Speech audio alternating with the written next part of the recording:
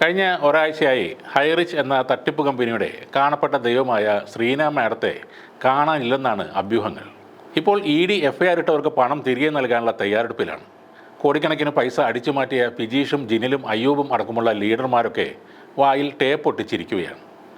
പണം നഷ്ടമായ പാവങ്ങളോട് കേസിന് പോകരുതെന്ന് പറഞ്ഞു കൊടുത്തത് ഇവരാണ്.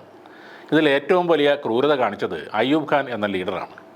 ആയിരക്കണക്കിന് നിക്ഷേപകരുടെ കയ്യിൽ നിന്നും ഹൈറിച്ചിൽ പണം പോയതിൽ ഞങ്ങൾക്ക് പരാതിയില്ല എന്ന് വെള്ളപ്പേപ്പറിൽ ഈ നാറികൾ ഒപ്പിട്ട് മേടിച്ചിരുന്നു. അവരൊക്കെ ഇനി എന്തും പറഞ്ഞ് കേസ് കൊടുക്കുമെന്നാണ് ആലോചിക്കുന്നത്. ഇനി നഷ്ടപ്പെട്ട പണത്തിനായി നിങ്ങൾ ആരും കേസ് കൊടുത്തിട്ടും വലിയ കാര്യമൊന്നുമില്ല. പരാതി നൽകിയവർക്ക് പണം നൽകിയ ശേഷം ബാക്കിയുള്ളത് ED സർക്കാരിലേക്ക് കണ്ടുകെട്ടും. ഇത്രയും നാൾ 1,80,00,000 ജനങ്ങൾ ഞങ്ങളുടെ കൂടെ ഉണ്ടെന്നും അവരാണ് ഞങ്ങളുടെ സമ്പാദ്യമെന്നും കരഞ്ഞു വിളിച്ച് പറഞ്ഞു നടന്നിരുന്ന ശ്രീന പ്രതാപനും ഇപ്പോൾ കളം വിട്ടിരിക്കുകയാണ്. ശ്രീനയുടെ മുൻകൂർ ജാമ്യത്തിനായുള്ള അപേക്ഷ ഇന്നാണ് കോടതി പരിഗണിക്കുന്നത്. ഇനി ജാമ്യം ലഭിച്ചാൽ മിസ്സിസ് കേരളയായ മദർ തെരേസ അവാർഡ് ജേതാവായ മണിച്ചെയിൻ തട്ടിപ്പുകാരിയായ മാഡം മടങ്ങി വരാനും സാധ്യതയുണ്ട്. ഇനി അടുത്തതായി മുങ്ങാൻ പോകുന്നത് ലീഡർമാരായിരിക്കും. അതിനു മുന്നേ അവരുടെ വീടുകൾ പോയി പണം നഷ്ടമായവർ അത് തിരികെ ചോദിക്കുക. അല്ലെങ്കിൽ ഈ ജന്മത്ത് അവരെ കാണാനുള്ള ഭാഗ്യം പോലും നിങ്ങൾക്കുണ്ടാകില്ല. ഹൈറിച്ചിനെതിരെ നെഗറ്റീവ് വീഡിയോ ഇടുന്നവരെ തെറി വിളിക്കാൻ വരുന്നവർ ആ പണി തന്നെ തുടരുക.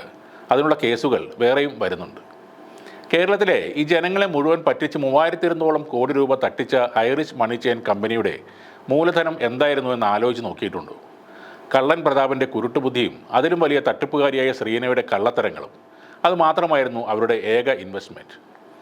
ഈ നാട്ടിലെ ജനങ്ങളെ മുഴുവൻ പറഞ്ഞു പറ്റിച്ച് കോടികളുണ്ടാക്കി വലിയ നിലയിലെത്തി ഏതെങ്കിലും വിദേശ രാജ്യത്ത് സെറ്റിൽ ആവണം എന്നുള്ളൊരു സ്വപ്നം അവർക്കുണ്ടായിരുന്നു. ഇപ്പോൾ ആ വലിയ സ്വപ്നമാണ് ഭാഗികമായി നടപ്പിലാക്കാൻ പോകുന്നത്. കുറേ പാവങ്ങൾ കേരളത്തിൽ കണ്ണീരിലും കടത്തിലുമായി. പ്രതാപൻ സർക്കാർ ചെലവിൽ 3 നേരം ഭക്ഷണം കഴിച്ച് സുഖമായി ജയിലിൽ കിടക്കുന്നു. എന്നിട്ടും ഈ കാശുപോയ മണ്ടശിരോമണികളുടെ ക്രിമികടി ഇതുവരെ മാറിയിട്ടില്ല.